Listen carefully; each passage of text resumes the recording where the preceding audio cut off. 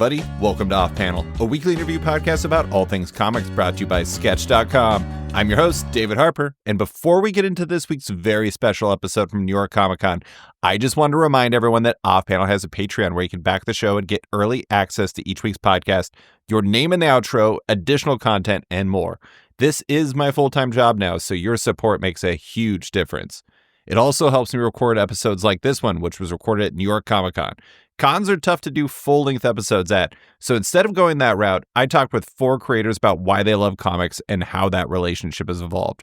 Separately, 15-minute chats, just one-on-one. It was great. And what a lineup it was, as artists Hayden Sherman, Rachael Stott, and Russell Dauterman, as well as cartoonist Trung Le Nguyen, took time from their busy schedules to join me to talk about comics there. These are super fun chats, and it all starts with Sherman, the artist of Absolute Wonder Woman and Batman Dark Patterns at DC, who joined me to dig into what they love about the medium as a reader and an artist. Let's get to it. All right, I'm here with Hayden Sherman, New York Comic Con. And I just want to start with, why do you love comics? What is it about the medium of comics that you love so much, both as a reader and as a creator?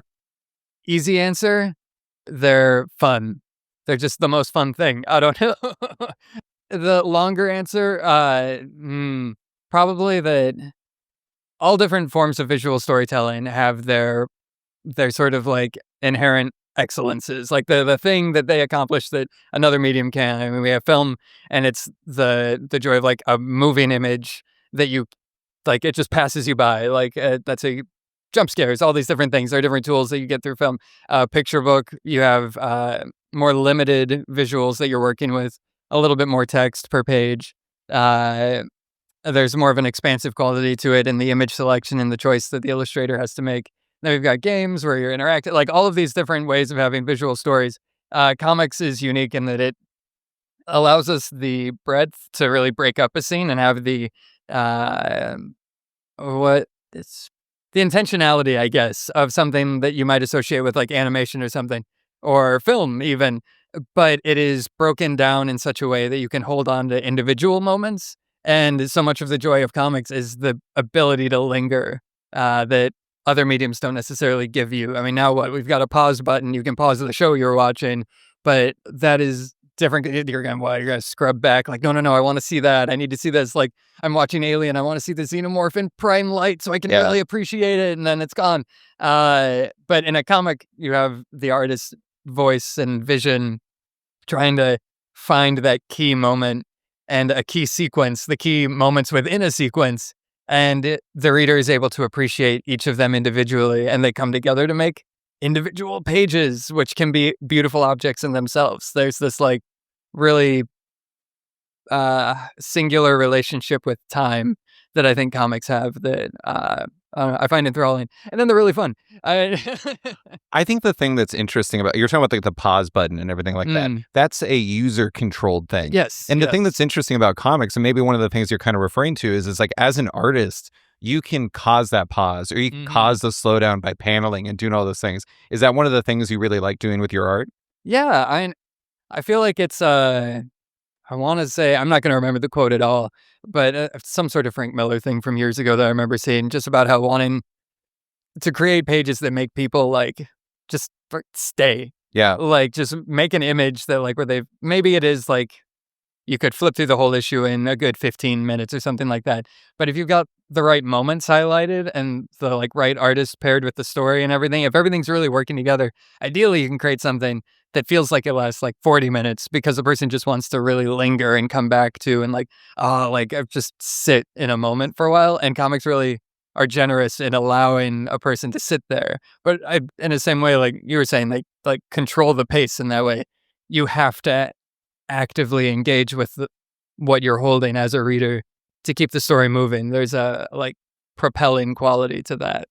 Is there like a comic or creator that kind of helped you unlock your own love for comics? Ooh, it can be several if you want to go with that. Oh, there are so many. I think if I think back on it, there's sort of chapters to it. So initially, I found comics through like comic book movies as like a little kid. Grew up with like Batman movies and Batman TV show and stuff like that. And I was like, I need more. And comics were there to give me everything. And so in comics, I mean, the books that I grew up with and loved, like, I mean, was it Adventures of Superman issue 500? I want to say it's a Jerry Ordway issue. I could be wrong about that. But, all of this visual of like Pa Kent going through like hell to find his son and reincarnate and all, it's just jaw-dropping, amazing stuff from that whole Jurgens breeding Ordway era and stuff. And to this day, a lot of that like Triangle era Superman stuff is really impactful to me, just because I think the draftsmanship is on a whole other level and continues to be. So things like that and Nightfall, things that, like, I don't know, so much of the superhero space is Batman, Superman, Spider-Man. Got me in the door and everything. And then from there, I don't know, I hit this point where it's like, I've always loved comics. There's never been a point where I put them down. But around, I want to, some, like, in the middle of my college years, I found, Ashley Wood's work on Metal Gear Solid. And because I'd found the games and I was like, oh, these are great. What a good time. And then I found out, they've comics? Oh my God. And they've looked like nothing I've ever seen before. It really broadened up the horizons, that paired with Grendel Warchild by Matt Wagner, and like finding this other kind of way that comics can work and I don't know, kind of blow me away in ways I wasn't expecting. Like, seeing Ashley Wood's work, I was like, oh shit, comics can be anything. Yeah. They can be genuinely anything if they can be this, and this is amazing. So it's that. And then most recently, within the last 5-ish or so years, I feel like this might be kind of reflective in my work. I've become more interested in like what like newspaper artists were doing in the 1940s. Oh, sure. Like diving back into thinking of like Flash Gordon by Alex Raymond and how beautiful the draftsmanship is there. And people that worked in similar veins. Al Williamson, also doing Flash Gordon, doing so much incredible work on Star Wars. Prince Valiant, these things which have so much detail and dimension to them.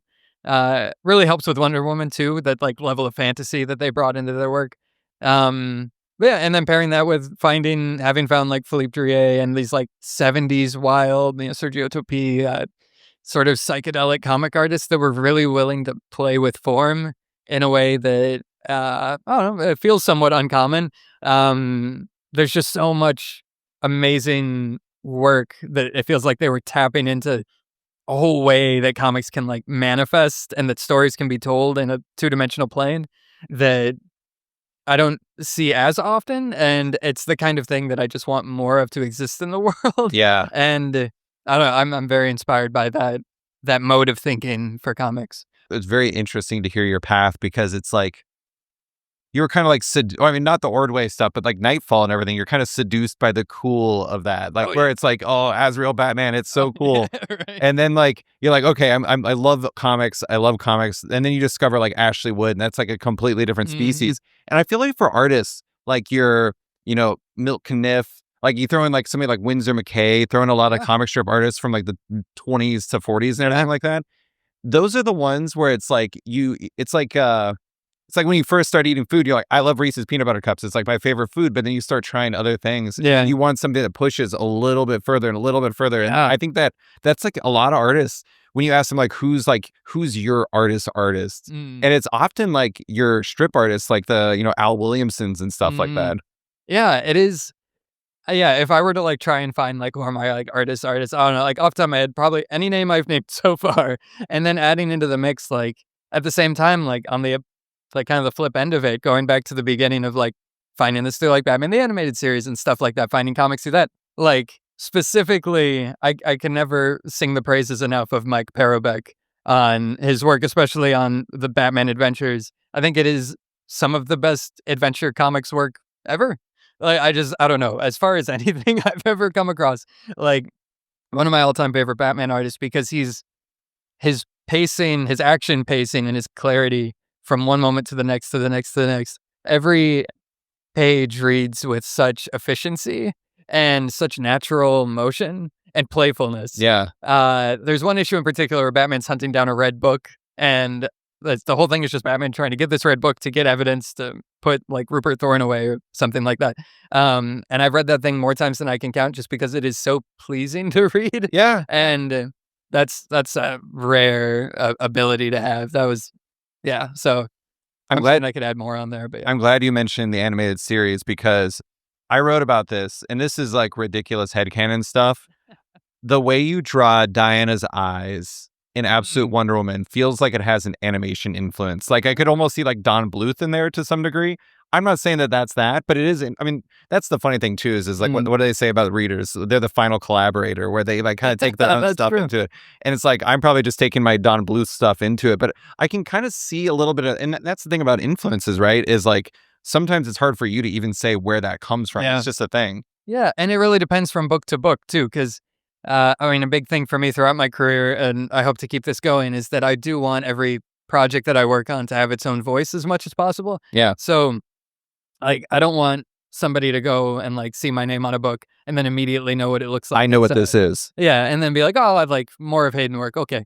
I mean, it's amazing when artists can have like that level of consistency. And it's, I just know that with the amount that I put out, I'm doing 2 books, at once and things like that. I don't want to bore anybody.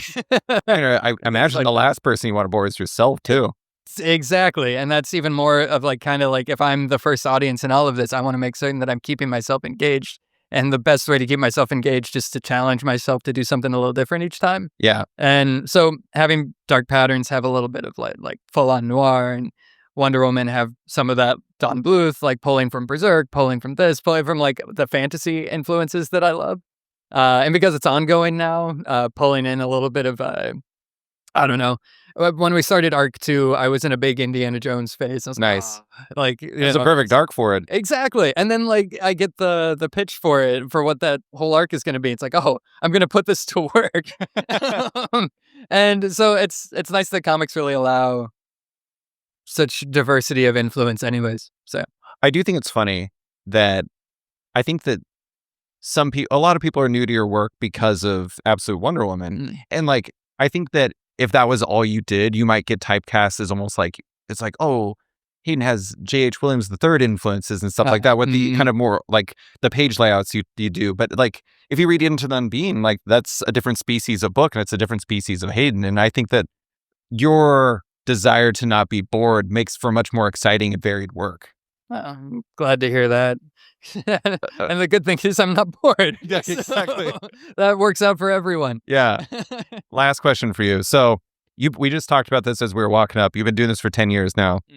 I think one of the things that's interesting, I mean, you do anything, it's going to happen, but it's like when something becomes your job, like reading comics or making comics kind of shifts. It stops being what it was when you were doing it for love. Yep. Back when you're looking at Jerry Ordway or the Mike Parobeck book you're studying and everything like that, it kind of shifts it. How do you think the way you look at comics as a reader and as a creator has evolved since you got into comics 10 years ago? It's interesting. I think it's more impacted my relationship with whatever's being made currently. Yeah. Like anything that's come out within the last 10 years, my relationship with is different. And you look at your old art.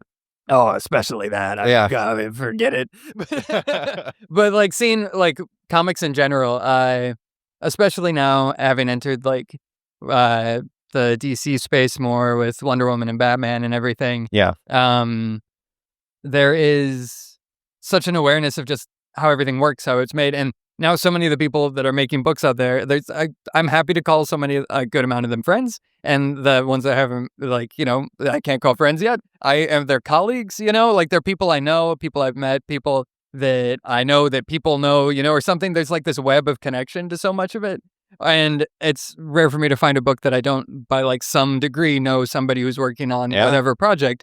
And that does change the relationship for me with it. I'm not just seeing like, oh, a new Batman book. I'm seeing like, oh, it's that person's Batman book, or like that person's friend's Batman. The connection to it is different slightly. And even for me making Batman book, it's like I see Dark Patterns. I'm like, that's just a book I made, like, that's, I don't know. Whereas anything from before that time period, like talking about the Triangle Era Superman, all that stuff that I grew up with, it still feels the same, but I just have more of a sort of intellectual appreciation for the level of technical ability that those creators had that I was appreciating without really knowing that's what I was appreciating as a kid. So that's interesting. That makes sense. Yeah, I mean, it sounds like the things you connected with, like if you looked at an issue like of that Nightfall, like when Batman gets his back broken. In a way, it seems like you can still tap into that visceral feeling you had, as opposed to now where it's like it's hard for you to separate the analytical nature you have. A little bit. It's like I can go back and look at that, right? Like I could look at Nightfall and still just like have the joy of like that era and the color and like tapping into a bit of how I felt then, but also like what I understand now and appreciating. Like I can still have that experience with it. And I can have a version of that now with like current comics. I mean, Batman #1, the most recent, it's fantastic. Absolute Batman is fantastic. And I'm still like reading all of these and enjoying them. But it's just kind of undeniable that the relationship's just a little different. Yeah. Yeah. And, can't get it back. But thankfully, there's Lord knows how many years of I'll never finish reading Batman's back catalog, so I'm fine, right? Yeah, exactly. I can just keep digging back. And I do. I found Frank Robbins recently. Well, not recently, but I've come to really appreciate his line work recently and stuff like that. And that comes from just digging further back. So there's always more comics. There really are. There is no end. And now, a quick word from one of our sponsors. The sins of the past don't stay buried. They always find a way of rising from the grave. In November, Oni Press is proud to present Crownsville, a 5-part series from master storyteller Rodney Barnes and phenomenal artist Elia Bonetti. Founded at the turn of the 20th century, the Crownsville Hospital was a notoriously segregated all-black psychiatric institute. After decades of overcrowding and neglect, alongside darker, more persistent rumors of patient abuse and illegal medical experiments, it was finally closed. Today, it stands condemned.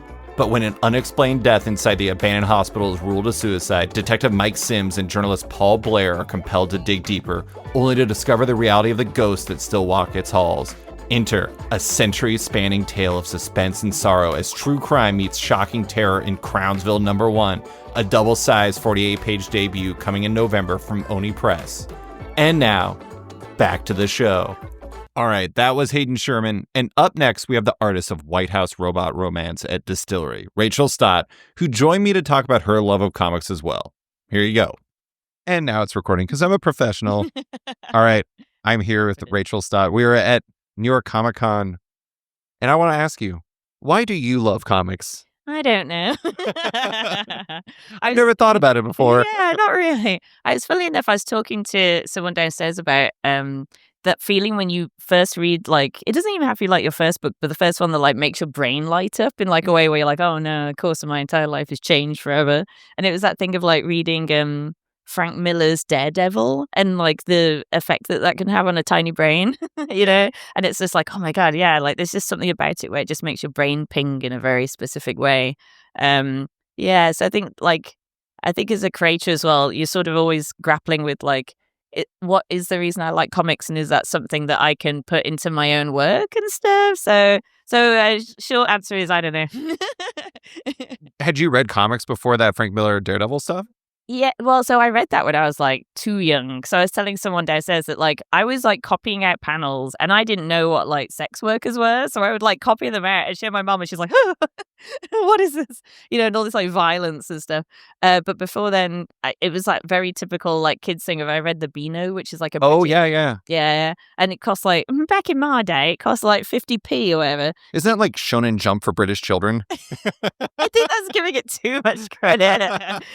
Dennis truly was a menace. But it was like, it was more kind of like cutesy, like, we're kids doing japes, which to be fair, I haven't read enough Shonen Jump to know whether that's what that is, but sure. I just know Bleach. It could be Bleach and then just japes for the rest of the books. But so I read that, and then I read Asterix was like a big thing for me when I was a kid. I read tons and tons of that. It is not aged well now when I reread it, but still beautiful artwork in it and all that kind of stuff. But and then I just started reading like American superhero comic books in there and fell in love. So the thing that got me into comics was Transformers, Marvel's The Transformers, which apparently there was a completely different version of in the United Kingdom, which was mind-blowing. Did they like edit it because it was like violent? It was the more raw stuff. It's like the robot's even more in disguise. But the thing that really, like, I read the 41st issue, and it was like the most Transformers I'd seen in a single scene at one time. I was like, how can they do this? There's like 40 Transformers in this one scene. This is insane. Like something you'd never get like on the animated show. There's like, we don't have the time or the budget for that. But like Jose Delbo's like, I'm just going to get to work on this. And that was what like, I don't know what it was. It lit my brain on fire. Yeah. And like, that was the moment that connected. Is there something you can point to, whether it was the first thing or just something early on where you're just like, this is really resonating with me? Yeah, I think that like that's like the perfect example, like that story, because it's that memory of like, literally your brain lighting on fire. Yeah. So, especially when you're young as well. So it's just like it just overtakes your entire life. I remember like they used to do reprints of old Marvel books in the UK that you could get really cheaply. When I was young. So please don't think because I don't know how old this issue is, so it might be something from the 70s. I'm not that old. But you know when Magneto pulls the metal out of Wolverine? That was like the most traumatizing moment of my childhood. So yes. Yeah, and it was like, I hadn't read a lot of X-Men at that point. So I'd read, funnily enough, I read Violent Daredevil first and was like, this is great. And then read, Spider-Man. So like Daredevil and Spider-Man, read loads of it. Hadn't really picked up on any X-Men. And then just randomly saw that story. And I was like, oh my God, this is insane. Like, this is incredible. And I'd seen the movies and stuff. And I was like, yes, this metal pulled out. And yeah, I still remember that image because the image is crazy if you're a kid, right? It's just like that beautiful, like it's Jim Lee, isn't it? I think, yeah. No, it was Andy Kubrick. Oh yeah, that beautiful Andy Kubrick artwork and like, it's astounding. The funny thing is like I remember where I was because I literally cried telling my mom about Wolverine getting his ab. I was like, Mom, will he be okay? We're sitting in a car in Alaska. It's freezing, and I have to tell her about like Wolverine just had an ad, and she's like, "That's nice, son. That's so great." But I mean, that's the thing is like I think. I mean, how much has that changed as you've gotten older and as you've started working in comics? Like, do you feel like you still want to see those things that you kind of haven't seen before? Is that the type of thing you look for from comics? Yeah, I think that like it's one of those sad things is you get older, it's harder to find those moments when like you're seeing something so like, but it does still happen, right? Like it's just because you're seeing more, you've just got more experience. It's not anything to do with getting older and jaded or anything like that, but you just see so much day to day compared to when you're a kid that it's harder to like blow your mind in that way. But it still happens and like, yeah, you're always like waiting. Like there's been tons of even like sticking to like superhero books, right? Like it was a few years ago and I read the Jonathan Hickman Fantastic Four. That whole book is just nonstop like that kind of moments and things like that.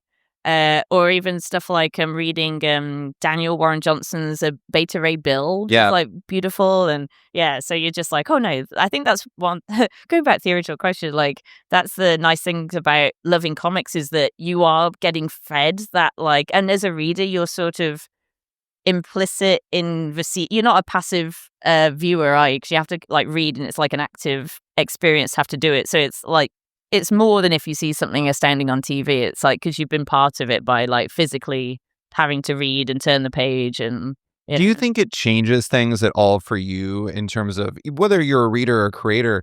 Is knowing that like I know Jonathan Hickman wrote this, and I know that like I don't know, it's not a Fantastic Four artist, but like, or just say FF, like Nick Dragata drew this. Yeah. Do you think like knowing who it was rather than it's like this was a sea of people who worked on it, you can be like, wow, this person did that. That is interesting, right? Because it's like you see a lot more stuff these days outside of comics. It's like stuff is content, and so like movies and TV sometimes will be like it's just a way of delivering storyline to you. It's not about like a particular person's thing, right? But then when I do think about like, even though I got Kubert's name wrong with the thing, I was like, it is important that it's that particular like creator delivering that moment, you know.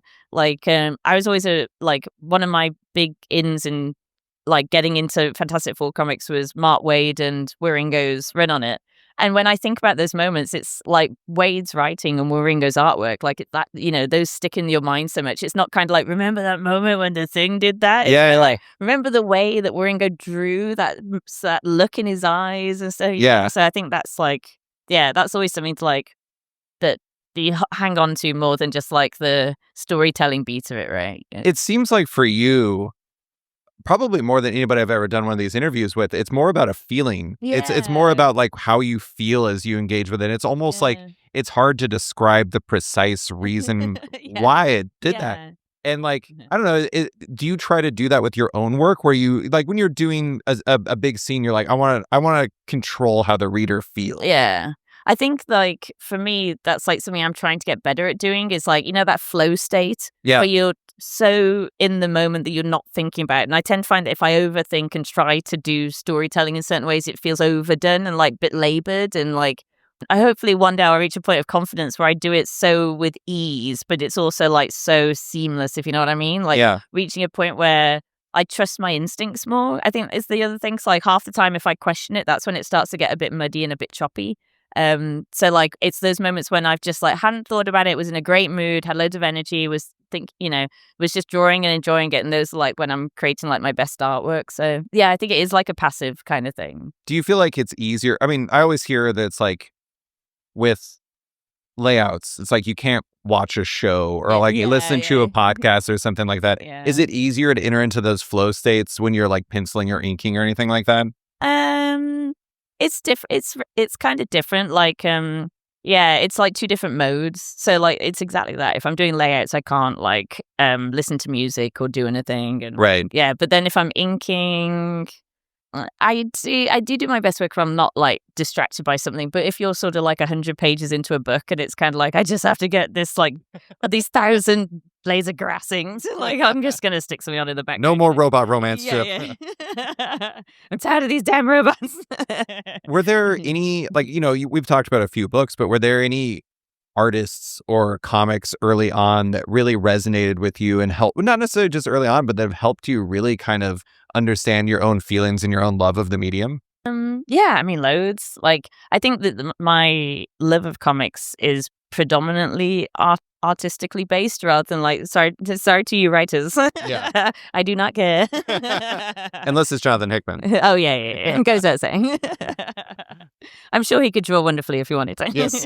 And I think as well, like the kind of work I want to do, like looking forward, it's kind of like, because I have been thinking a lot about trying to do like writing and drawing, which I've never done. And so whenever I think to do it, I get distracted and can't do it and blah, blah. So like I really love it when you've got that combination of a writer and an artist and a single person. And like I said, with the Danny Warren Johnson, like the stuff he does and just having that, like, even though I do think also I really benefit, like I've worked with so many wonderful writers, so like working with Chip and everything, like getting two brains is always better than one, right? And like he's such a wonderful writer that like when I read his scripts, it inspires me to draw in a way that I wouldn't draw if I was by myself. So like I think that is something where it's like, maybe I wouldn't be good at doing the book by myself because then it would just be, nothing would be challenging me outside of what I want to do, But I mean, Chip's an interesting example because he started as an artist. Yeah. And so it's like, I'm not trying to talk you up too much, but maybe you're not giving yourself enough credit because like,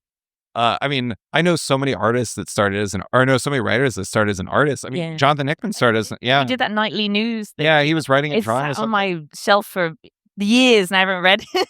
Yeah, and he's always threatening to do another one. And like that's the thing is like, I mean, even Alan Moore is like an artist by nature Brian too. Bendis did as well, I think. He did, yeah. Ed Brubaker, a lot of them. But so do you still, I mean, you mentioned some more recent books, but do you still read comics? Yeah. I try to. Yeah.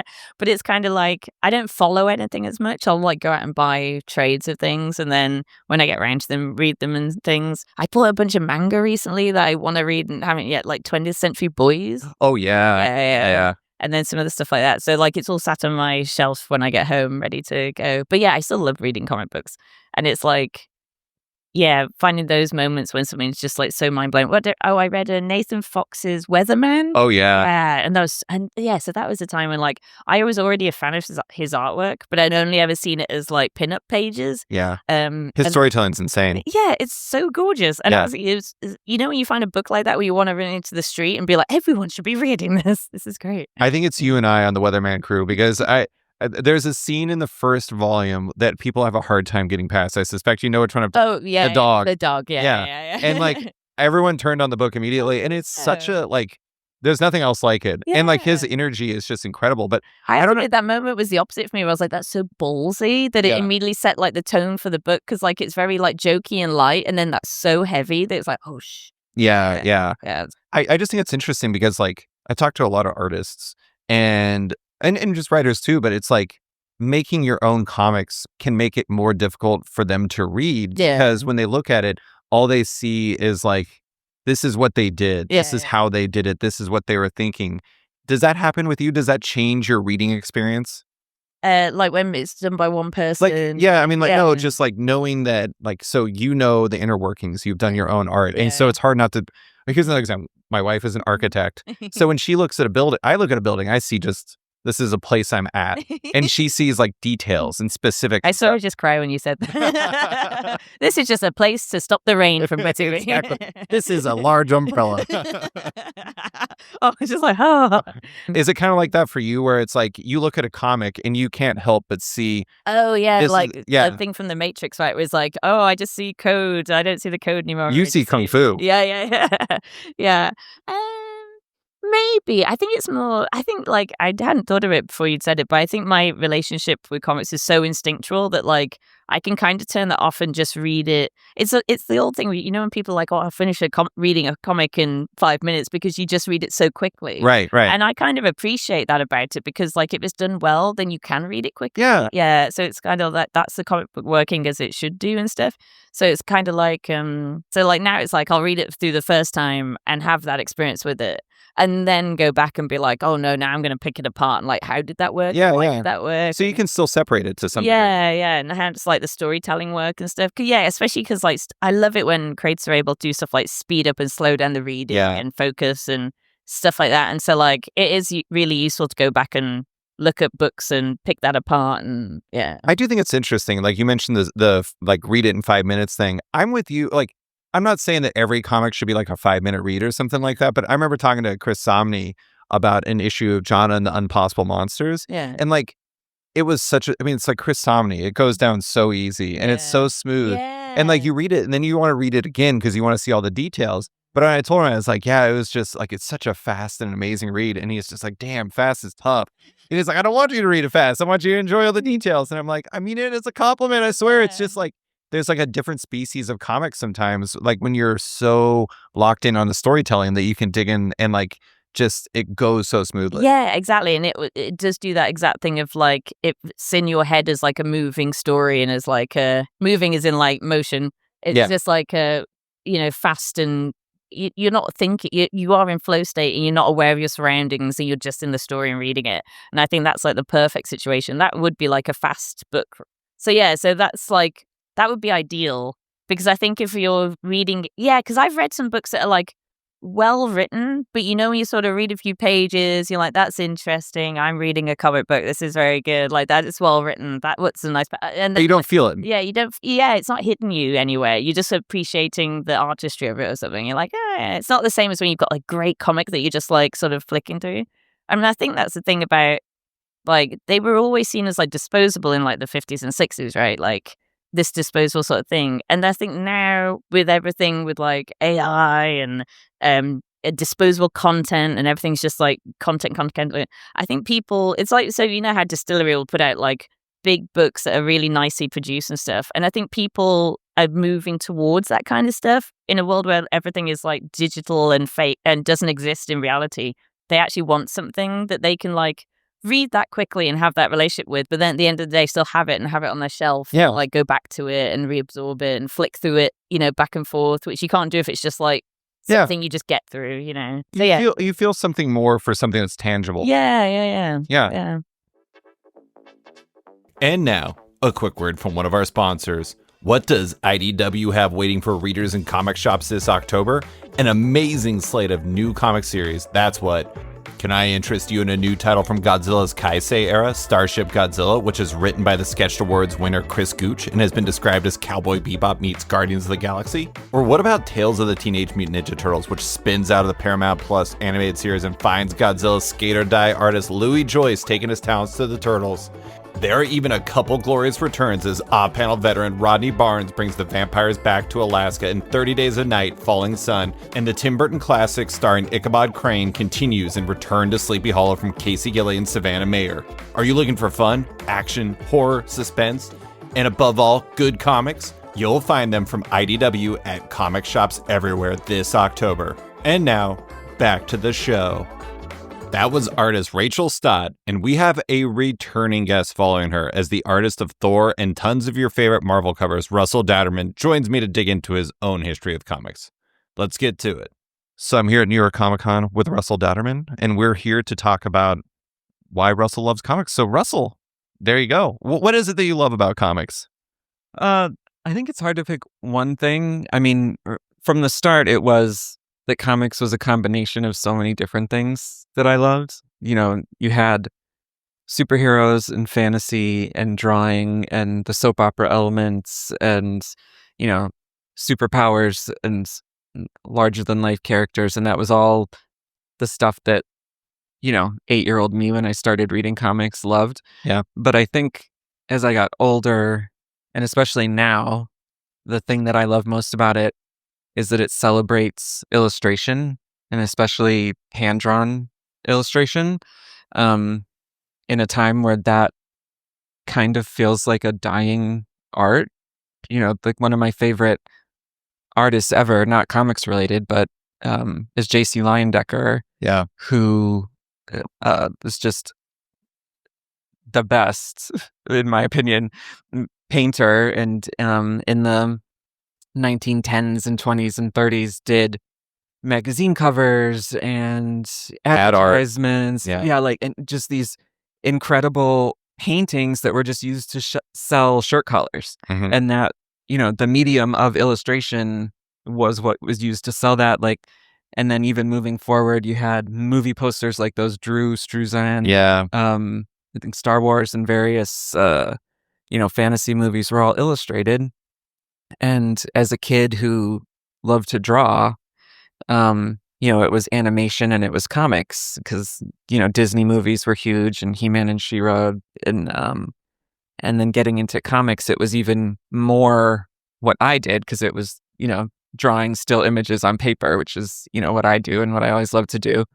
And then being able to find and follow the artists and art styles you love. And I just remember my brain lighting up when I saw Chris Bachalo art, and being able to have a medium that celebrates illustration and illustrators and so many different styles, even in animation, which is amazing and I love, but there's a character design and a model sheet and you stick to that because it all needs to look the same for that show. But, if you're drawing Spider-Man, pretty much every run is going to look a little bit different. I mean, ideally for me, you'd have, that's kind of the whole point of it. You want that variety and you want to celebrate all those differences. And I think that, now animation's moving toward CG models and we clearly photography replaced the ads, the hand-drawn ads, and to say nothing of the horrors of AI. So I love that comics is still a thing that's about drawing. I think the thing that's really interesting about like what you're talking about is like, in a lot of ways, like CG animation is great and there can be a lot of great movies made with that. Yeah. But I think part of it is it's so mired in perfection that you lose some of the personality. Because I think like, this ties into one of the other chats I've already done where like your brain lights on fire when you see something new. And like, I remember like, we grew up at the same time.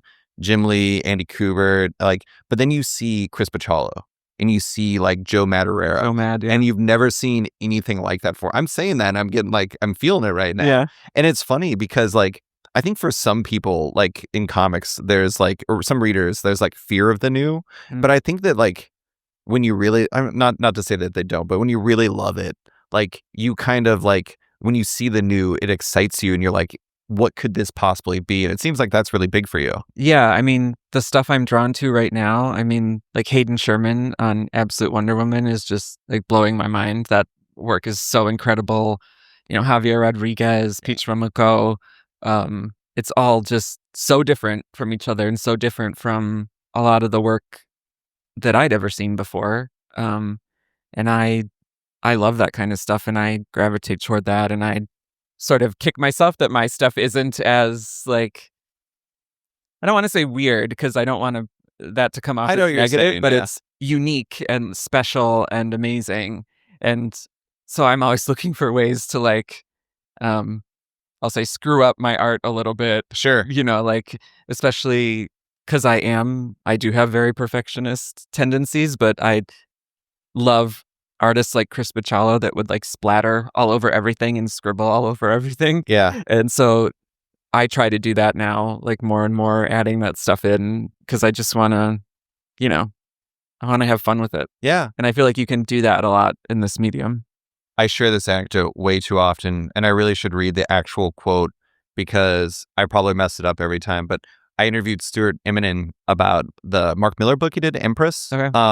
And I was just talking to him about style, and like the thing that I really appreciate about him is that he's a chameleon, and that he can do like Russian Olive to Red King, but he can also do Next Wave. Next Wave, yeah. Yeah. And so the interesting thing is he appreciated it, but he also kind of rued the fact that he didn't have a defined style in the way that others do. And I think that's the interesting thing is like you look at others' work and you're like, I'm just spitballing. Like Hayden's like storytelling is unbelievable. Like the panel, like layouts and stuff, the imagination it takes to get there to actually make it clear. You look at something like that, or like Peach's character work and everything. Maybe you don't have that in their bag, but maybe they're saying the same thing about you. I mean, that might be generous, but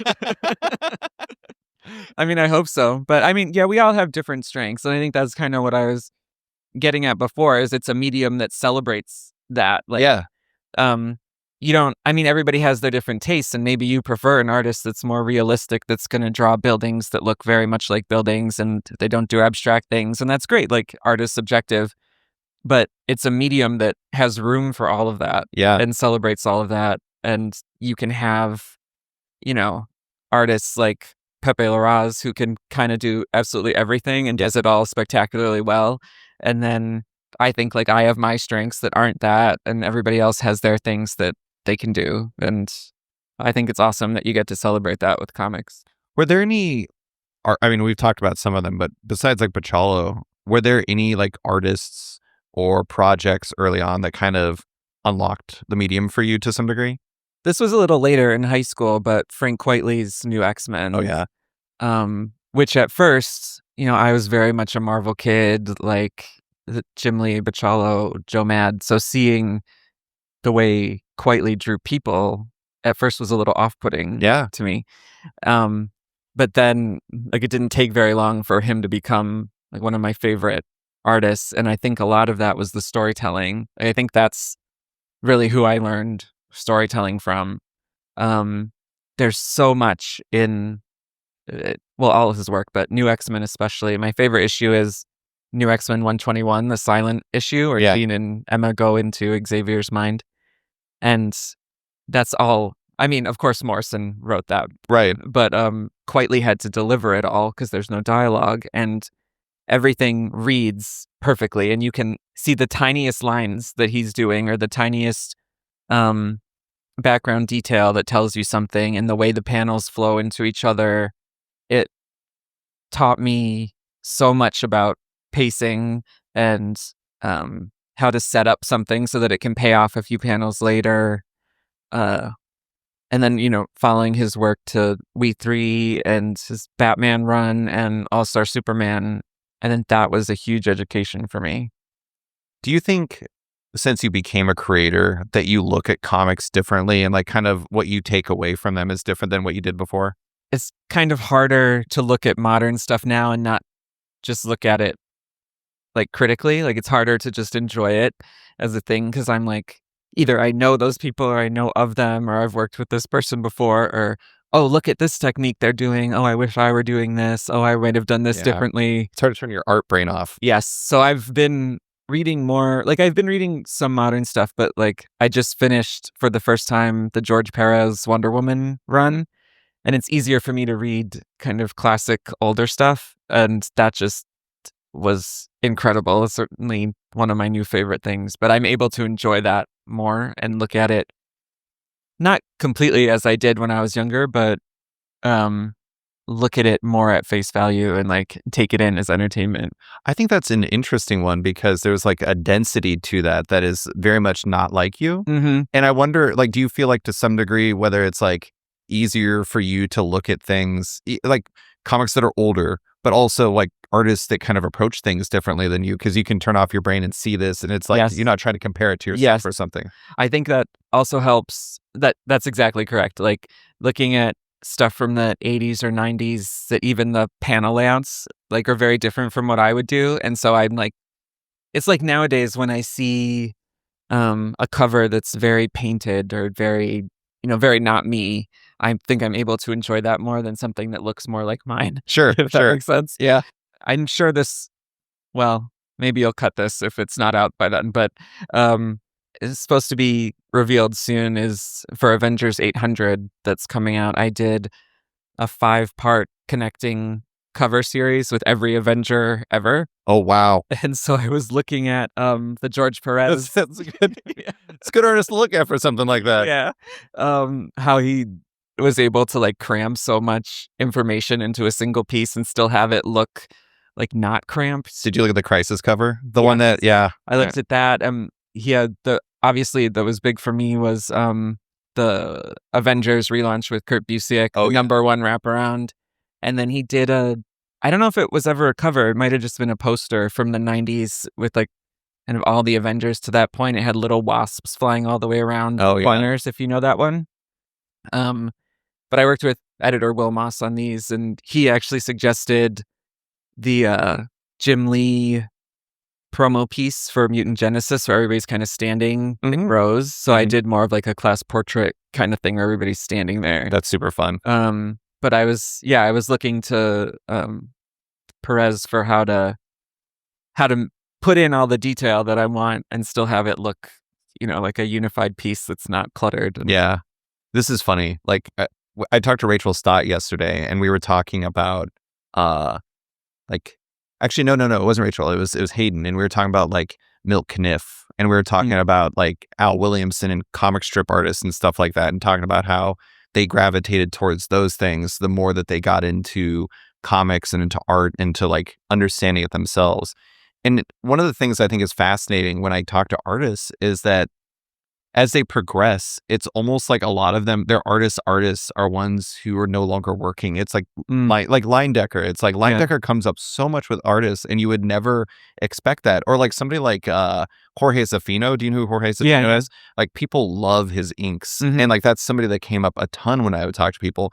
And I do wonder if there's like an insight here in that like modern artists have a hard time looking at the present, and they can look to the past and not have that critical eye and still take, because it's different. It was like the aesthetic and the approach and the layouts and everything were just a different thing, and you can get something different from it because you're disconnected from that moment.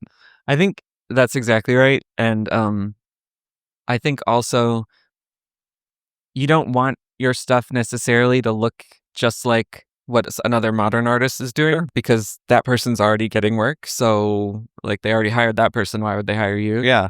And so I think it's kind of just a smarter thing to draw from older stuff. But I think Leyendecker, if you look at the crispness of like the clothes and stuff, especially, that's something that you might not associate with like comic book art. But if you like think of like I think Olivier Coipel is a big he's a big influence of mine, but also I think Leyendecker, you can see a lot in there, just like the crispness of everything. And it, at face value, it might not look like comic book art because it's so painterly, the Leyendecker, but little elements of it you can take. And I think that is a good thing to draw from when you're influencing your own style, so that you're taking like a little thing and not, aping the whole shebang. Last question for you. You've been doing this for a while now. When did you start? Was it I was thinking about this because the last time I was at this convention was 2014, and that was right when Mighty Thor came out. Yeah. So I started working professionally at Boom probably 2011-ish. 14 years in comics. What keeps you excited about comics? Working in them. I think, well, the thing that's kept me super excited the past few years is the design work. Yeah. Because that was something that I liked in addition to comics. That was kind of what I was getting at the start of this, was that comics incorporates so many different things, and you're able to do so many different things you like in this medium. And so getting the opportunity to like do the Hellfire Gala designs, or especially like the actual superhero designs for Scarlet Witch, and Storm and Jean Grey, like that has been a huge thrill for me, getting to incorporate that other thing I love into this. And so I really like, those opportunities. And I have a pitch in with Marvel right now for something that I really hope goes through. that has stuff in it that I'd be really passionate about. And so I think finding those things that maybe I haven't done yet or that I have but could do better, that I could really be passionate about, that's what keeps me going. And now, a quick word from one of our sponsors. Judge Dredd magazine turns 35 years old this October, and it'll be celebrating with a very special issue that's perfect for first-time readers. Featuring the return of the critically acclaimed series Dreadnoughts and Megalopolis, this 100-page issue is a brilliant way to jump into the crazy world of 2000 AD. You'll also find incredible news stories featuring Judge Dredd, Judge Anderson, and much more inside. Get a print subscription to the magazine and it'll arrive through your mailbox every month, or get a Combi subscription and receive 2000 AD each week as well. If you subscribe digitally, you can download DRM-free copies of each issue for only $9 a month. That's 128 pages of incredible comics every month for less than $10. Head to 2000AD.com and click on subscribe now, or download the 2000 AD app and start reading today. And now, back to the show. That was Russell Dauterman, and to close, we have Trung Le Nguyen, the cartoonist of The Magic Fish and the just-released Angelica and the Bear Prince, who took time from his busy con schedule to chat it up with me. I will note there was some serious noise that showed up during this one, and so we had to move. And if anything seems a little odd, it's because we literally had to physically move as we were doing this interview. It was great, and Trung was amazing to work with, so here it is.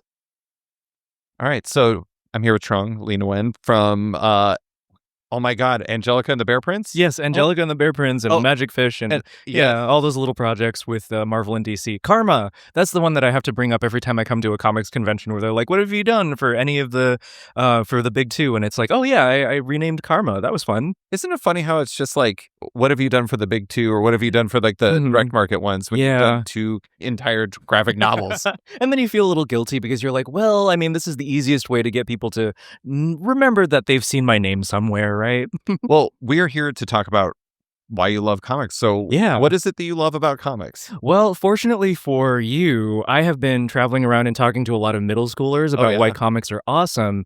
And so the long and the short of it is that comics, to me, as a person who like learned English alongside my parents, comics are a hybrid language. And ordinarily that hybridity refers to when a household speaks more than one language at the same time. And so, if you have a conversation with someone and you forget a word in one language, you just use that word in the other language and the conversation just keeps flowing. And comics are a lot like that too, where both the pictures and the words comprise the text. They both make up the information that's important for the reader to glean the story. And I love that. I love that comics becomes this sort of middle ground where people of different kind of degrees of literacy or different degrees of attachment to these forms of communication can come together and enjoy a story. So I really love that about comics. The format is just incredible. Yeah, I mean, I think that's the kind of fascinating thing about it is like, in a lot of ways, I know like mathematicians would say math is a universal language. Yeah. But I mean, images are a universal language too. It's like if you go to another country and you can't say precisely the thing you're looking for, you could show a picture of it, or you could draw it, or you could do whatever. Yeah, you just look for the signage. You just look for the signage. And that's the thing that I think is kind of while that to some degree excludes the words element of it, there's universal language to pictures, I think, in a very real way. Yeah, for sure. I feel like it's one of those things where, I mean, comics has had a long history of having a contentious relationship, like with the classroom or with literacy. People have long considered it to be ephemera. And so the history of comics has only recently caught up to like the notion that comics are actually amazing, are actually very good for literacy. And I think oftentimes when I talk to students and when I talk to teachers, there's this sort of, there's almost a little bit of hesitation, like there's apology about comics where, it's considered to be for reluctant readers or for easy readers. And I don't really mind that at all. I think it's really wonderful that there's this beautiful art form, this beautiful form of literature that kind of helps onboard readers and helps them to get into the habit of flipping open a book and developing a relationship to literacy. Comics does all that and more. And it's just incredible that we're able to kind of live in this space now where I see comic books in the classroom now, and it's being taught as literature, and teachers are making meaningful connections between the ways that comics can communicate specific ideas, and students get really excited about it. So comics are great, and I'm glad that more people can appreciate them now. The thing I think is really amazing, like about what you're saying, is I've heard from like teachers and librarians who've said things like, I've had readers who can't see the image in their head when they're reading, and comics helps them feel better about reading because of that, because it kind of they imagine it for you, and it becomes this like kind of collaboration between the two where it's like collectively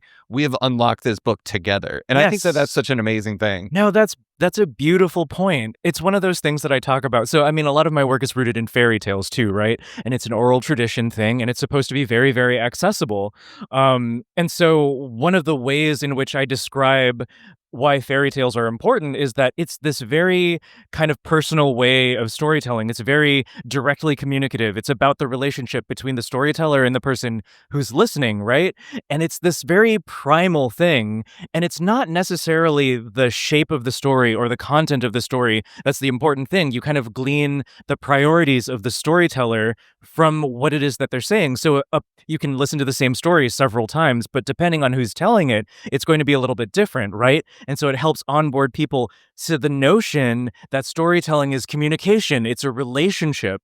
And I talk about that a lot with, like with comic books that are for middle grade readers or younger readers, right? They look very simple, and the pictures are oftentimes very accessible. They're very legible. And you look at them and you're like, oh, like my kid could draw that. And that is actually the point. We want young readers to look at comics and say, I could do this too, and become a part of a dialogue. So they're now participating in the medium. They become agents of their own literary development, which is amazing. So I did one of these with, you know who Kazuo Kibuishi is?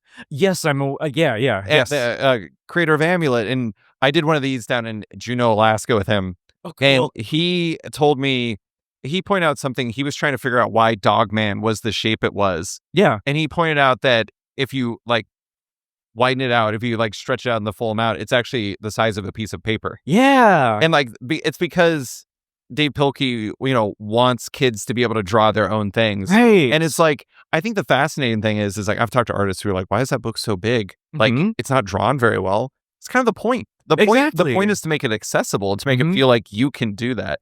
And I mean, not to jump onto what you're saying and say, this is why you're saying you love comics, but it's like, I really think that for me, and it seems like for you, is just like, comics are so accessible and they can open doors for readers. They can do all these things. And I think that's magical. Yeah, no, that's completely correct. That's exactly what I'm saying. Comics onboards readers. It helps them feel good about storytelling and about literacy. So I think that's amazing. Were there any comics or creators that kind of helped you understand and better appreciate the medium and kind of build that love for yourself? Yeah, you know what's wild is that actually the creator that got me to appreciate comics was Tommy DePaola.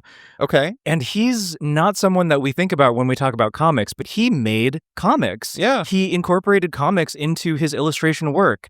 And I read a biography about him written by one of his editors, and there is this shyness to talk about comics in children's literature, or there used to be while he was working. And the way that he constructs pages, like sometimes they hew very closely to the illustrated book format, where it's primarily prose, and then the pictures are there to provide context for young readers. But he also creates pages where there are panels and there are word balloons, and the images and the text do work together as the text, the words and pictures together. And so he does make comics, and they consider things that we technically think about when we make comics. There's the gutter and the page turn and, like how much space the words take up on the page. No, all of those technical details about making comics is employed by Tommy DePaola in his books. And so I don't think that I put it together until very, very recently. And it's interesting too, because children's book spaces talk about that as sequentials. They don't use the word comics, right? But they will refer to it as a distinct thing in that space. And so looking at his books and kind of negotiating the relationship between prose books that happen to have illustrations in them, illustrated children's books, and its relationship to comics has been really important in, discussing comics in the classroom for me. I do think one of the interesting things, like, you know, I talk about this a lot with people, is like there's like certain things that I think that we forget from comic book DNA. Like, I think comic strips get ignored too much. Yeah. I think that like there's some, like, you know, somebody who's come up a lot is like people like J.C. Leyendecker or Milt Kniff, as we were talking about this, and like these artists that really factor into the artist DNA. But I think one thing for me that I always forget to mention is like the picture books that had, like, it married art with words in the same way that comics do. Like, you ever heard of the 11th Hour? I don't think I've read that. Okay, so it was a book I was obsessed with. It had all these little details hidden in the art, and if you just, cool. it really rewarded rereading. And it was just really fascinating, like thinking about how those little things play a part. But I think that's the thing is like we have a tendency of looking at comics as this really small and rigid thing, and I think that comics are a lot more than we give them credit for. For sure, yeah. No, I'm so happy to be able to kind of be working in a time when you can really find comics absolutely everywhere, and people are starting to make those connections and be really intentional about their analyses of what makes a comic. It's really great. You're very thoughtful about how you look at comics. Oh, how thank you. approach comics. Well, I mean, I've taken a lot of questions from students, so I've had to come up with some material. I mean, when you came on the podcast, I remember I was like, I'm going to need to up my game to talk to Trump. This is out of control. I feel like I'm pretty good at talking about this, but you are operating at a completely different level. But one of the things I think is interesting about that is you seem like an analytical person who kind of looks at things in a specific way. Sure, yeah. Once you started making comics, do you feel like the way you looked at comics or even read comics kind of changed? Yeah, it really did, because I think as someone who didn't really come from comics originally, I was struggling at first because I thought that there were a lot of rules that I needed to follow and I wanted to learn what they all were. And then I realized, well, actually everybody does it differently. As long as the communication is really clear, comics can be basically anything, which is kind of great. And like, it was a little scary at first because that meant that I needed to come up with my own kind of scaffolding to make my work, but it was really liberating at the same time too. Comics, we've talked about comics being accessible to the reader, but for creators too, comics are incredibly easy and fun to hop into. Yeah, I mean, there's all these things, these page layouts that we know work, and like people talk about all the time, Wally Wood's 22 panels that always work, and they do, but it's like, those are guides. Yeah. Those are ways you could do it. That doesn't mean that's the only way you can do it. And that's, there's always interesting people do you know who Mimi Pond is? I've heard that name, yeah. Mimi Pond just had a new graphic novel called Do Admit. It was about the Mitford sisters. Oh, that's her. Yeah. Those look really cool. She basically completely ignores how page layouts work. And it's like, what if I just do whatever I feel like? Yeah. And that's cool. Like, you can do that. I mean, is that something... Like, do you feel the more you understand comics, the more you can kind of just let go and do whatever feels right? Yeah, absolutely. I'm starting to come to a place where I'm feeling confident enough in my own work that my, communication skills in comics can be whatever it is that I feel like doing at the time. It also helps immensely that I work with an editor who's fantastic. Winnie Leopard is my editor over at Random House Graphic, and she has a great eye for comics layouts, and she can tell from a script whether or not I'm about to tax myself as an artist, when I get to that portion of the project.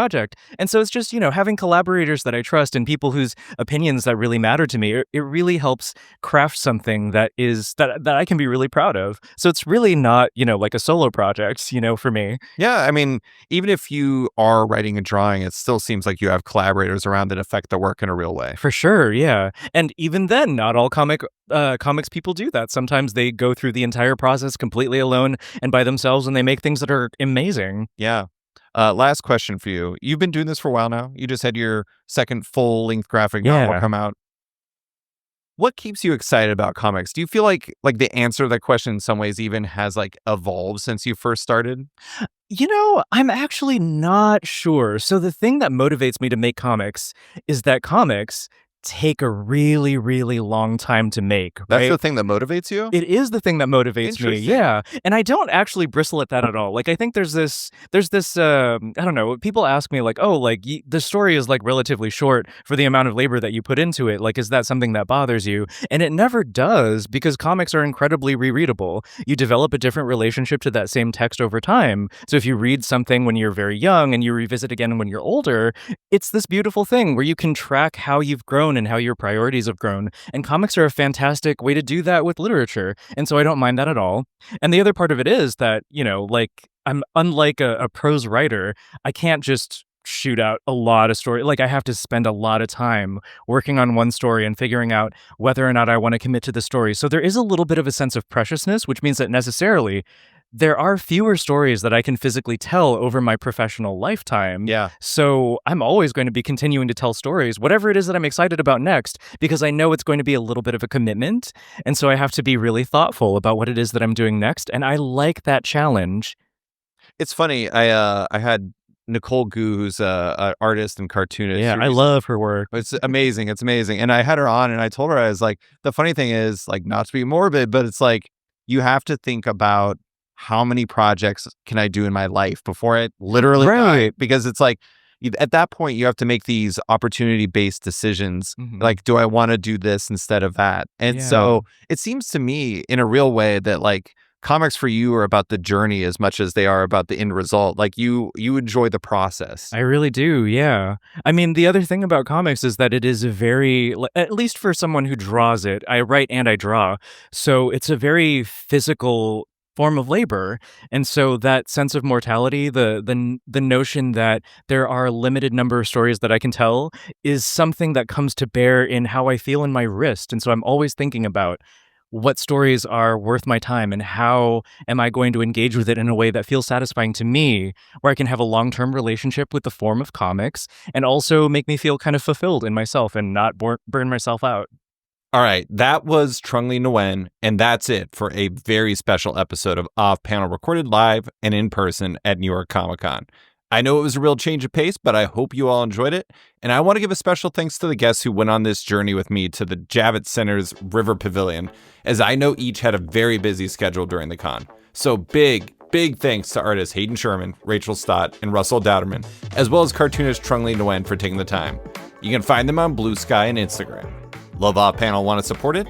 Subscribe to the podcast on Apple Podcasts or Spotify today and give the show a rating or review while you're at it, but 5 stars only. And hey, if you'd like to watch Off Panel, interviews are now being posted on the Sketch YouTube along with clips from each episode, besides this one. You can also support the show by backing it on Patreon. Find the show at patreon.com/offpanel. And when you back it on there, you get early access to each week's podcast as well as weekly content and more. Want even more? Subscribe to my Eisner Award-nominated subscription comic site Sketched at sketch.com for long-form articles, interviews, and the rest of the site's content. You can find Off Panel and Sketched on social media by following on Blue Sky and Instagram or following me on Blue Sky and Instagram. Big thanks to all my existing patrons, including Cheston Pollard, Bobby Tomio, RK, Croc Meow, Eric Policki, MK Frygeist, Matthew Murphy, Brody Duncan, Scott Chua, Paul Lai, Gene Queens, Chad Lawrence, James Ferguson, Tiffany Babb, Nerdy Musings Podcast, ENA, Katie Pride, Hassantology, Pinoy Wonder, Tony DeBoer, Nick Fryer, James Shields, Michael D. Giovanni, Pete Ficken, Patrick McGlynn, Jose Perez, Ross Binder, Chris Tanforan, Joey Riccio, Ruben Jackson, Alpha, Keith Friedlander, Adriel Moreland, Garrett Lawton, Mike Novello, Jaime Espinoza, Ruben Cantu, Detective 27, JJ Mack, Comic Shop Assistant, Rob Guillory, Justin Pearson, Gianni Palumbo, Oliver Sava, P. Singer, Wilson Garrett, Ben O'Grady, Mark Tweedell, Ben Allen, Zach Quaintance, Kazu Kibuishi, Claire Scott, Tyler Crook, Patrick Horvath, Louis Krupp, Omega Slice, John Walsh, Brandon Paul, Aaron Bussey, AC, Simon Birch, Austin, Scion, Megan Marsden, T.S. Luther, Comic Book Couples Counseling Podcast, Gus, Saunter, Brian, Chris Robinson, David Byrne, Benjamin Wilkins, Chris Hacker, John Neesmith, John Auerbach, Dustin Weaver, Brandon Heyman, Aiden Hammond, Faith Aaron Hicks, Ben Rowe, Cameron Brown, Jonathan Breen, Charlie Stickney, Tom Drennan, Jeremy Thomas Burke, Jared Schwab, Scott Dunn, Chip Mosher, Seth Pomeroy, James McEwen, Andrew Lehman, Christina Merkler, Scott Place, Travis Gibb, Darcy Van Polges, Tom Evans, Reed Beeman, Kelly Sudaconic, Max Wood, Jeremy Lambert, Brian Near Levy, Jason Hussa, Kieran Gillen, Jonathan Kent Uratam, Henry Johnson, Dennis Hoffman, Jingo Boren, James Hine IV, Chris Langford, Jason Wood, Tom Peachy, Ben Domstead, Rom V, Nick Walker, Patrick Coyle, Isaac Oren, Klaus Vandeven, Submed Industries, Jack Mulqueen, Carl Kerschel, Robert Masella, Elza Chartier, Luke Nakashoji, Dr. Luke, Scott Hazelwood, Canadian by Proxy, Bradley Rader, Carl Troy, Brandon DePillis, Patrick Brower, Declan Shalvey, Dan Garino, Adam Freeman, Ben Wild, Brian Klein Q, Liana Kangas, Nick Bennett, Susanna Polo, Reed Hinkley Barnes, Mario Tiambang, Robert Wilson IV, Andrew Carita, Stefan Hull, Philip Myra, Chris Pachala, Torrin Grunbeck, Fuzz Bubbles, Christopher Todd, Transmitter Down, Waltz Comics and Books, Akil Wilson, Alex Dimitriopoulos, Terry Dodson, Wesley Giff, Sean Kirkham, Julio Anta, Brett A. Schmidt, Jason Goodmanson, Vita Ayala, Akil, Philip Seavey, Al Ewing, David Kelly, Jason Massey, Adam Bogert, Matthew Taylor, Nick Patera, Jacob Sorelli, Ford Gilmore, Dave Baraldi, Nick Hall, Bjorn Basin, John Hendrick, Ian Maxfield, Cliff Chang, Colin McMahon, Adam Highfield, Fiona Staples, Mark Abnett, Michael Shirley, Tom Barnett, Jim Demonacos, Norbert, Nick Lowe, James Kaplan, and Mission Comics and Art in San Francisco. You guys are all the best. A quick thanks to Wolfpack for letting me use their song outro as the show's opening theme, and to Upright T-Rex Music, who wrote and performed Panel's outro and ad music just for the show. Check out both their music on Spotify because it's completely delightful. Thanks for listening, and tune in next week for another episode.